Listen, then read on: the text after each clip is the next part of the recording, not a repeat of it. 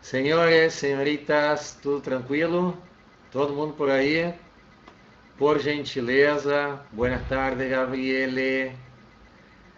Tá chegando o som, tá legal? Imagem, quero dizer a qualidade da imagem, não a figura.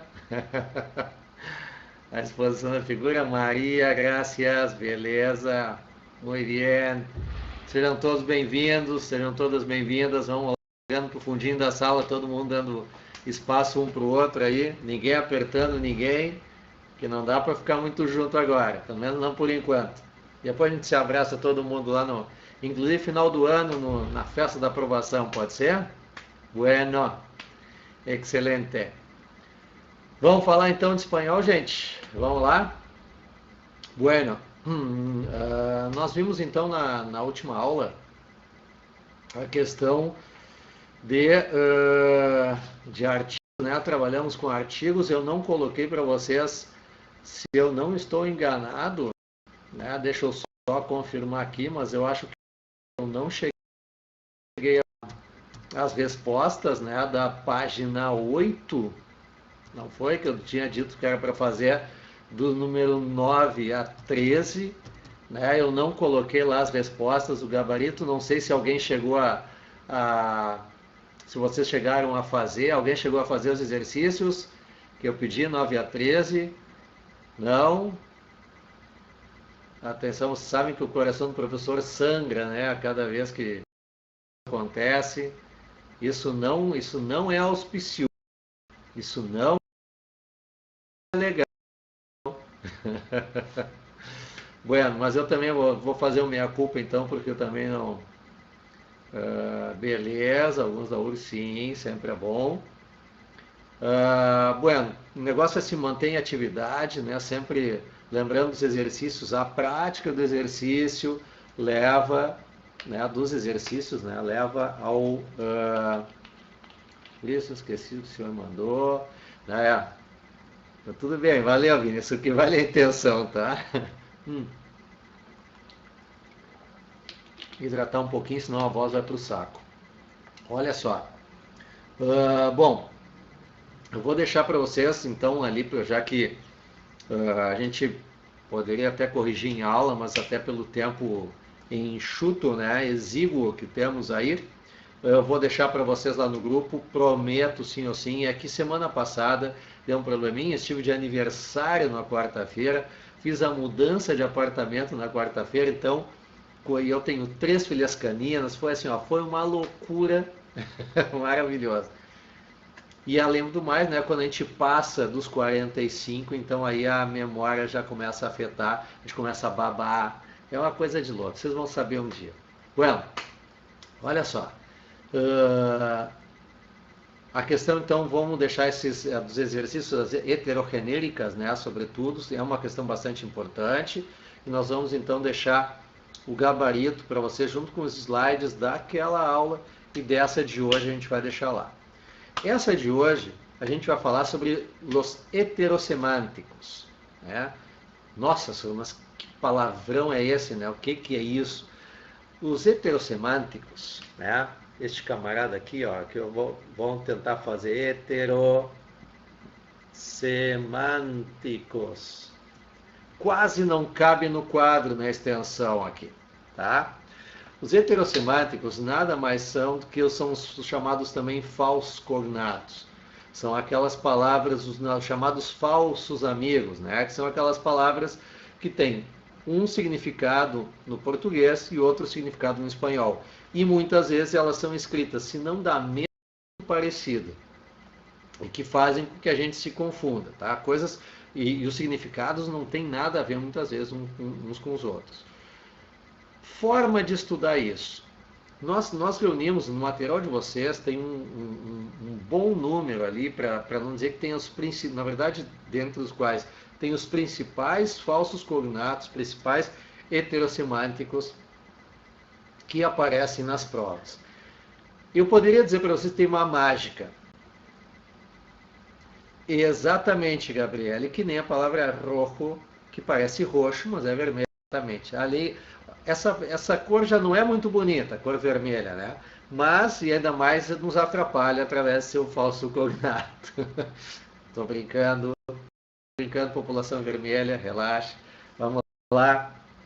Mas, como eu ia dizer para vocês, tem muitas palavras que nos atrapalham um pouquinho. Poderia dizer para vocês que tem uma fórmula mágica, mas não tem uma fórmula mágica para saber, a não ser a leitura e infelizmente aquela coisa que eu não gosto, mas que a gente tem que decorar alguns deles, tá? Então a gente trabalha para mostrar para vocês os principais e tem um grupo ali tem um seleto grupo deles que a gente pode trabalhar, tá? Eu convido vocês então a dar uma olhadinha comigo na página, vamos dar uma olhadinha, página 9 do livro de vocês, não sei se vocês estão com o livro.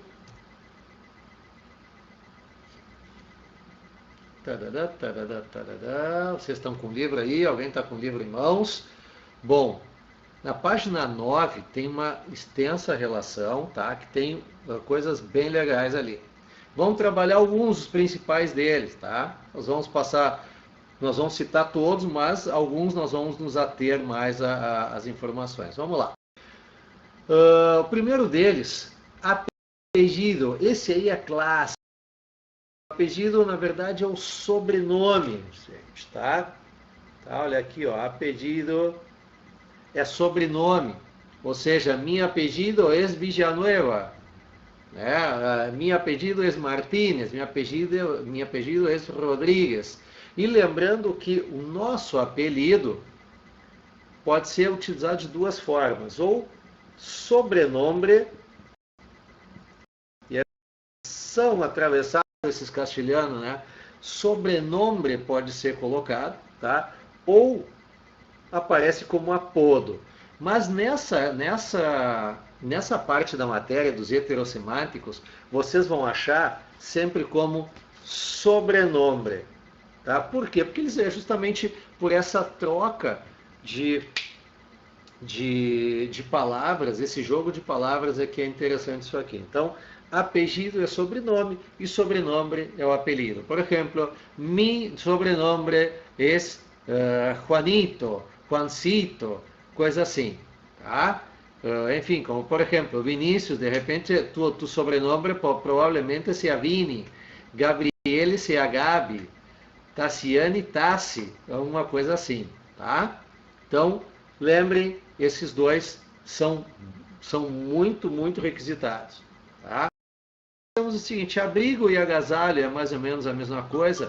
Outra coisa, outro que aparece com bastante frequência é a palavra ancho. Por que ele aparece com frequência? Porque ancho, em português, é largo. Só que existe a palavra largo em espanhol, que quer dizer comprido, extenso. Por exemplo, quem viu aí o filme O Senhor dos Anéis, ou os mais antigos como eu, Poderoso Chefão 2 tem 3 horas e lá vai cacetada. Então, por exemplo, Poderoso Chefão 2 é uma larga película, né? Película filme, né? Ou então, por exemplo, Avenida Bento Gonçalves é muito larga, quer dizer, muito extensa. Assim como ancho, eu posso dizer que a Avenida Independência em Porto Alegre é muito ancha, é muito larga. Tá? Então, cuidem esse troca-troca aqui, sobretudo aqui, ó, largo é comprido, extenso. Depois nós temos ali berro, agrião. Isso aqui é outra também, ó. Bolsa. Bolsa, na verdade, é um saco ou sacola. Tá? Na verdade, vamos ser mais específicos ainda. Bolsa é saco. Bolso, e aí eu já aproveito, sacola é outro, e esse bolso eu peço vocês que coloquem que não está na relação. Bolso é sacola. E aí a gente entra porque o bolsillo é o nosso bolso, né? Bolso de camisa, de calça. E a bolsa feminina é carteira.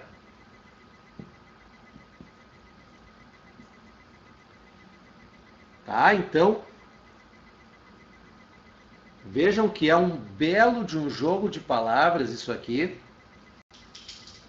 São os livros são os que mais caem. Sim, Vinícius. Na verdade, eu vou apontar para vocês, eu vou colocar eu vou dar uma enxugada nessa relação para vocês darem uma lida. Se vocês quiserem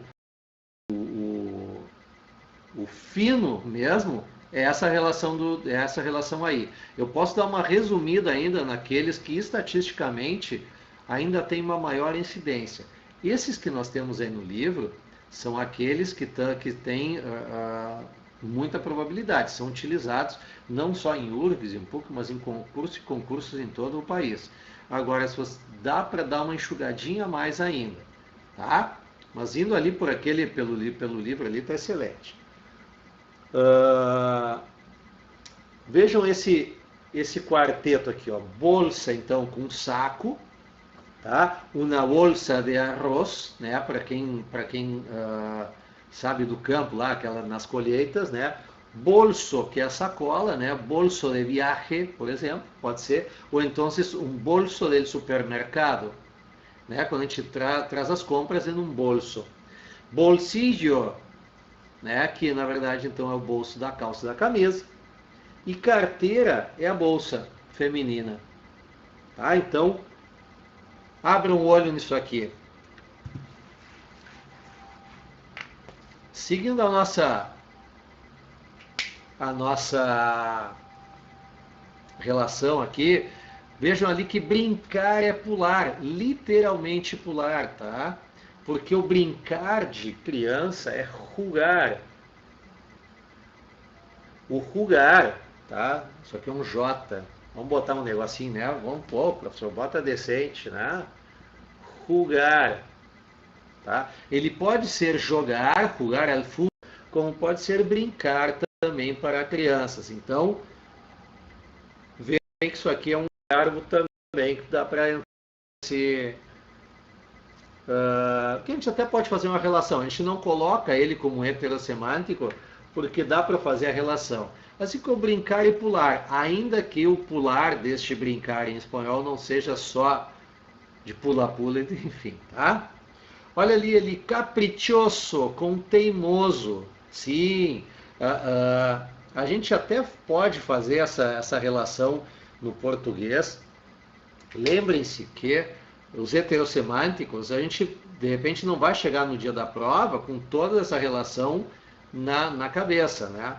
Mas a gente também pode fazer aquela que nós já comentamos aqui, que sempre batemos na tecla, fazer aquela leitura, aquela interpretação contextual, né? Por exemplo, essa palavra caprichoso, um capricho, a gente sempre diz, mas atende os caprichos do criança, ou atende os caprichos do marido, da mulher, ou seja, aprende, né, é como se fosse um mimo, né, ou seja, uma teimosia quase. A gente consegue fazer essa relação, tá? Ali o carro com charrete, ele sim pode, mas ele pouco é colocado, pouco o vocábulo carro em espanhol é mais vinculado à palavra coche, realmente ao nosso carro, ele muitas vezes é utilizado, do que propriamente charrete. Então isso aí realmente eu acho que não faz muito sentido para tá? Olha aqui, ó. Isso aqui você tem que saber, tá? Cena. Cena é o jantar, tá? Então cena é o jantar. Uma escena, e aí bota o ES na frente, isso sim é uma cena. Por exemplo, me encanta a escena de Al Pacino em Perfume de Mulher. Tá bom? Nosso próximo foco, deixa eu ver se alguém perguntou mais alguma coisa. Que livro o senhor está falando? É o de vocês. Vocês é o nosso, na verdade, né? Não tá isso na relação? Apellido, abrigo, ancho, berro, bolsa. Não? Gabriela que perguntou. Deixa eu ver o negócio. Pera aí que eu não vi. Eles mandaram no grupo.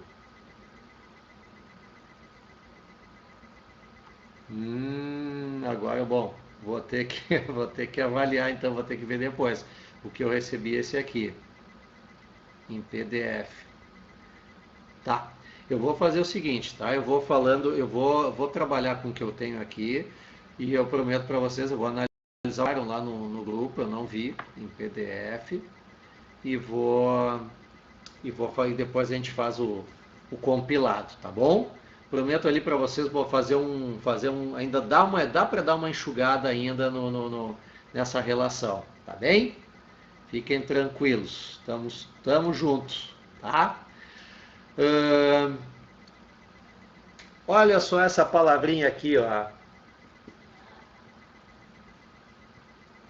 Escova.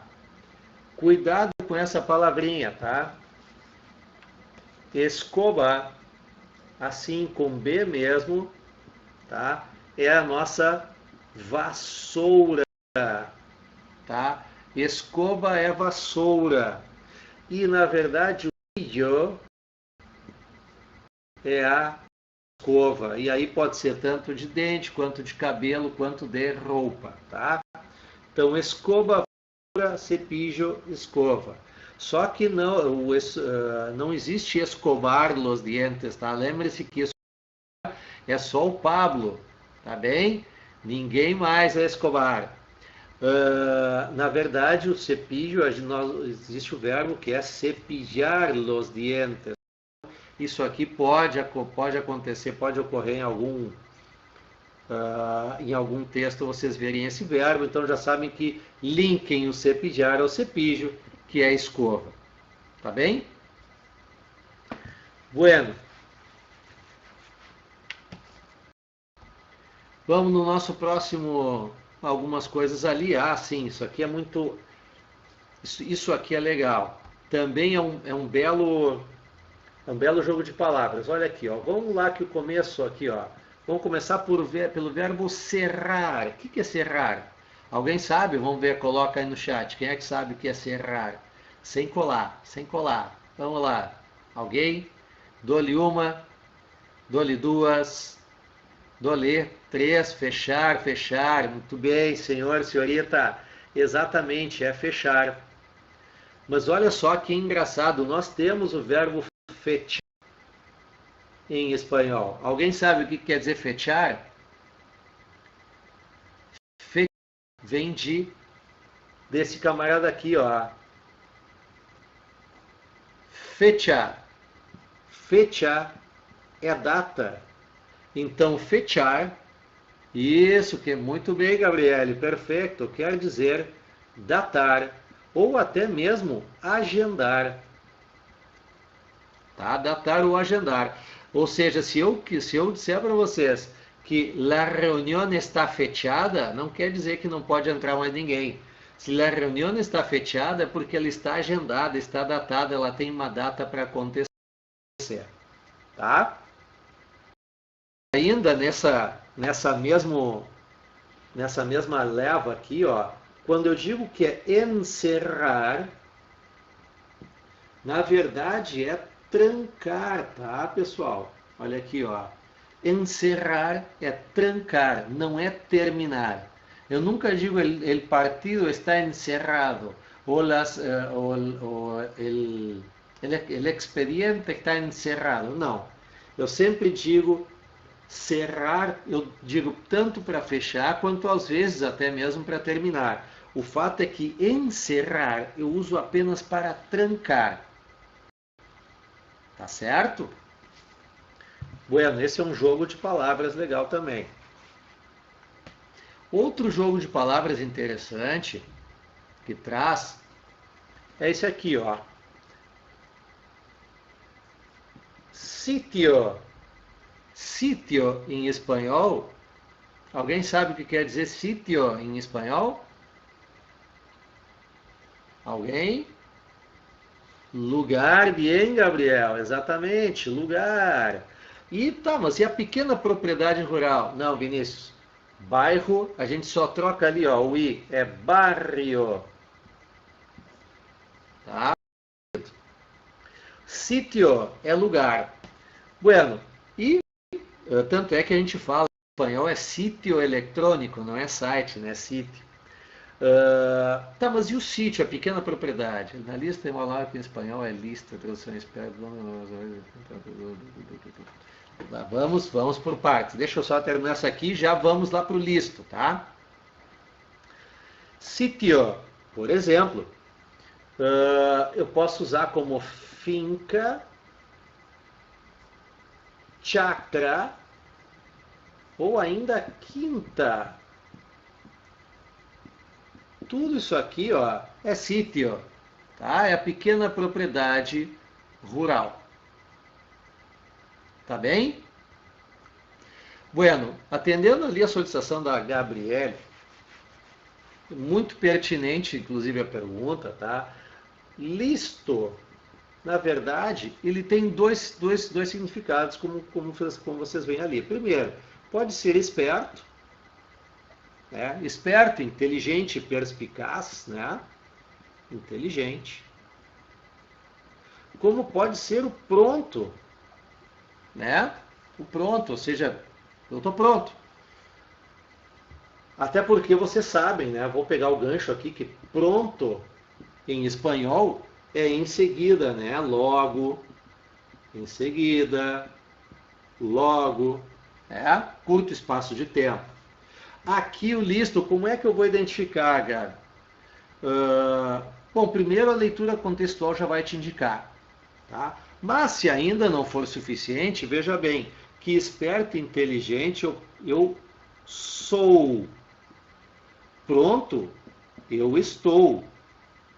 Então, vê bem, quando eu utilizar o verbo ser, tu eres listo, eu sou listo, aí eu vou estar dizendo que eu sou esperto, eu sou inteligente.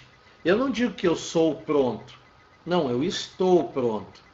Então, se não deu na leitura contextual, se na interpretação contextual tu não conseguiste identificar, tu pode identificar através do verbo. Utilizando o verbo ser, é esperto e inteligente. Utilizando o verbo estar, é estar pronto. Estou listo para sair. Eu estou pronto para sair. Tá bem? Respondi a tua dúvida? Só coloca um sim aí, um joinha, um ok, sim. Beleza. Maravilha. Isso é outra palavra bem legal também. Listo. Tá? E essa dúvida bem pertinente da Gabi, isso aí vocês também, para todos, tá? Isso aqui, por favor, tenham sempre em mente. Outra palavra que também, ela não só tem um significado diferente, como ela tem também duas conotações, que é a palavra cola. Cola, que não tem nada a ver com a nossa cola, tá? Cola, ela pode significar tanto cauda ou rabo, como ela pode significar uma fila. Ah, então, cuidem bem também o contexto da frase. Obviamente são dois contextos bem diferentes, tá? Então, por exemplo, eu posso dizer que el perro corre atrás de su cola, tá? Ou seja, o cachorro corre atrás do seu rabo. Ou yo estoy en la cola del cine, ou seja, eu estou na fila do cinema. Tá? Vão ser contextos bem diferentes, então vai dar muito bem para contextualizar. Lembrando que a nossa cola, esse pegamento, aí, né? Pegamento, tá? É a nossa cola. Até porque, lembrem que E aqui, olha só que outra coisa bastante interessante, que colar significa coar, coar o leite, né? Coar o suco, colar, lembrem de pinha colada, né? Colar. E assim como o colar é o nosso, aliás, o nosso colar é o pegar, tá? Pegar figuritas en el álbum, por ejemplo, pegar las fotos en el álbum, certo? Copiar e pegar, não é copiar e colar, certo? Vejam quantas coisas, hein? Se aprende numa tarde de espanhol. Te mete. Vamos lá. Isso aqui sempre também é bem interessante a palavra contestar. Tá? A palavra contestar não é para a gente contestar nada, fazer contestação, tá? O contestar é responder. Então, cuidado. Claro que num vestibular, né, no Enem, a gente tem as provas, as questões elas são objetivas, então a gente é obrigado a responder. Mas isso eu já dei aula em cursos de idiomas, onde tinha o contestar e a pessoa fez uma contestação e não deu a resposta. Existe, tá? Então, lembre-se contestar. Outro grupo interessante para a gente ver, e sempre clássico, tá? Que é a nossa, aquela coisa assim, ó. Copa. A copa é a nossa taça, tá? E para aqueles, sobretudo, as pessoas que vestem azul, que sabem mais o que é isso, Copa Libertadores. Tá? Copa Libertadores. Vê que nós aqui no Brasil somos os únicos que chamamos de Taça Libertadores da América, né? Você, Copa Libertadores, vocês não viram por que é Copa do Mundo e não é Taça do Mundo, né? Então, Copa é a taça, e não só esse de troféu, mas também uma copa de vinho, uma copa de champanhe, uma copa de helado, né? Uma taça de sorvete. E existe a palavra taça com Z, tá? Que na verdade é a nossa xícara, né? Uma taça de café, uma taça de té, que é uma taça, uma xícara de chá. E ainda, tá, gente? Olha aqui, ó. Tem uma taça com um S, que na verdade é taxa. E por que eu friso isso aqui, tá, gente? Ó, prestem muita atenção, tá? Porque isso aqui é uma palavra que vocês com certeza verão em algum texto, seja do vestibular, seja do Enem, porque vem com aquelas, por exemplo, aqueles textos com informações socioeconômicas de países, eles vêm com taxa de natalidade, taxa de analfabetismo, enfim, as coisas sempre tem alguma taça com S. Então não confundam. Taça com Z, xícara, taça com S é taxa. E aí seja a taxa de qualquer, seja a taxa, desde a taxa de juros, taxa de câmbio, taxa de natalidade, analfabetismo, enfim. Tá bom? E copa é taça. Que outra coisa? Bom, outra também. Clássicos. Vamos lá. Escritório, né? Escritório é a nossa escrivaninha. É a nossa escrivaninha, ou então a minha que a gente trabalha, tá? E nós outros temos uma oficina. A oficina, ela vem a ser o nosso ambiente de trabalho.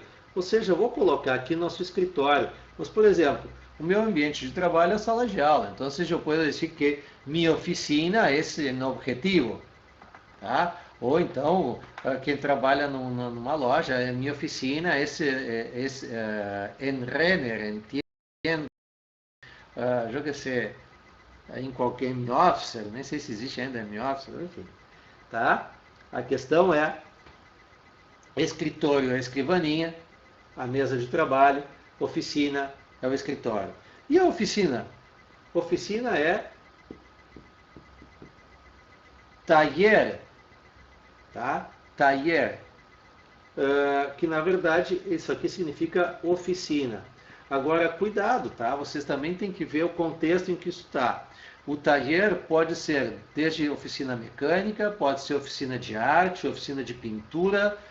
A palavra taller vai estar sempre lá e ela é oficina.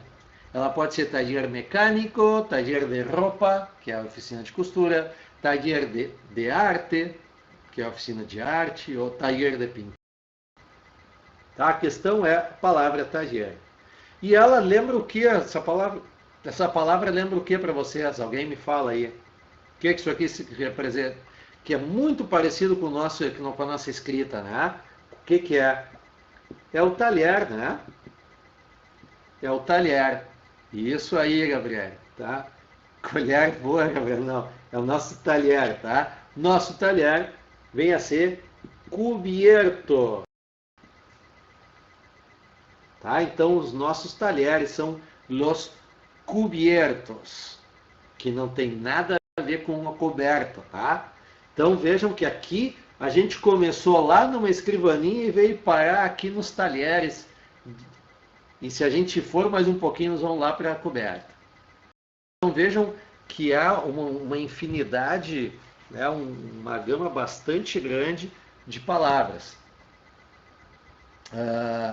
Vejam outro exemplo aqui, ó, muito usado aqui, ó, rato. Tá? Rato, lembrem que é um momentinho, né? Momento. Curto tempo ali, ó, né? Por exemplo, estamos hablando há um rato.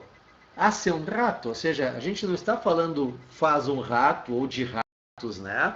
A gente está falando por um momento, já faz um tempinho. Né? Lembrando que raton, esse sim é o rato, né? O Mickey Mouse, o Jerry, certo? Então, rato é uma coisa, raton, rato.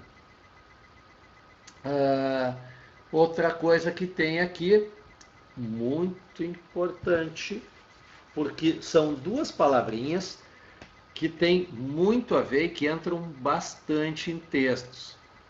São as palavras, olha aqui, ó. Perjuício, assim mesmo, tá? Com ER trocado aqui, ó. Perjuício. O perjuício é o nosso prejuízo.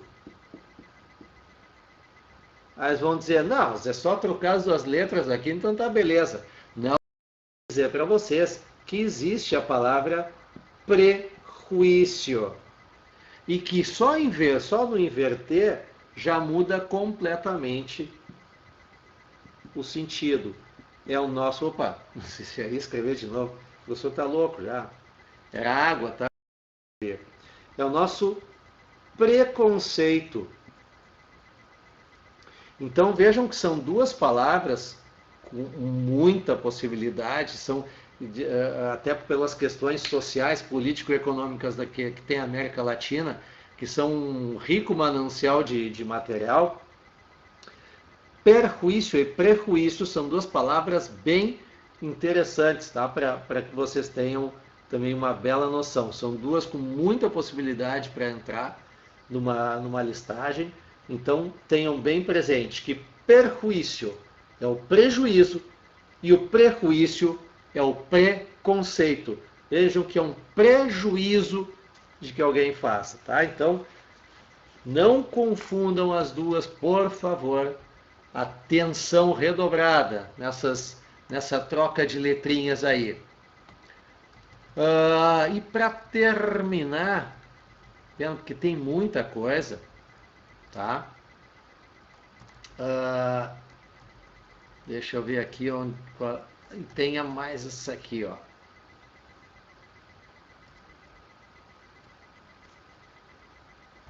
Tem mais duas que eu queria chamar a atenção de vocês. Polvo, que é pó, tá? O pó da sujeira, o pó do giz, na época que a gente dava aula com giz, tá? Polvo é o pó. Pulpo, só para vocês, só para não deixar passar em branco, é o nosso polvo, né? É o quem gosta de sem som. Alguém? Só para Ana Gabi voltou, beleza. Então, pulpo, tá? É o polvo para quem gosta de uma paella, tá? E outro, isso aqui é importante, isso aqui não seja tão importante, mas ele cai bem, olha, é bem requisitado nas provas. E outra, reto. Esse aqui, tá? Por favor, reto é desafio, tá? Reto é desafio. Então, cuidado com essa aqui, sobretudo, tá? Porque também é uma expressão bastante utilizada nos textos utilizados, né? Na questão das provas. Então, atenção a essas palavrinhas. Tá certo, gente? E o que eu vou fazer para vocês? Eu vou, como eu acabei de falar, tá? Eu ainda vou dar nós vamos dar uma falada ainda na próxima aula sobre o resto das expressões ali. Eu, de qualquer forma, eu vou fazer um compilado de algumas, tá? Ou seja, nós vamos dar uma enxugada nessa lista aí, vou ver o que foi pro PDF do grupo, vou dar uma enxugadinha a mais e vou deixar para vocês um desafio ali, que é um texto para se trabalhar justamente os falsos cognatos heterossemânticos, chamado La Presunta Abuelita, com exercício. Tá? Ou seja, no texto vai estar grifado as palavras que são para vocês verem o que significa ou não, e eu vou deixar opções, vai ser um exercício com questões objetivas, onde vocês vão ter que escolher a que melhor se encaixa na história. E depois vocês vão ver nesse texto a quantidade de confusão que a gente pode se meter quando a gente fala de heterossemânticos. Tá bem? Alguma dúvida? Alguma coisa a perguntar? No more? Bueno, senhoritas, senhores, foi um privilégio estar aqui com vocês, tá? Muitíssimo obrigado pela atenção de todos. Fiquem em casa, mantenham o foco nos estudos. Como eu falei no início, nós estamos juntos com vocês. Gabriel, adeus é muito definitivo. Vamos dizer um hasta luego, né? Tô brincando, tô mexendo. Pode ser um adeus também, tá? E, gente, vamos manter o foco nos estudos, chamar a galerinha para as lives e vamos tocar a ficha, tá bom? Qualquer dúvida, me acione ali nas redes sociais. E era isso. Hasta la vista. Fui.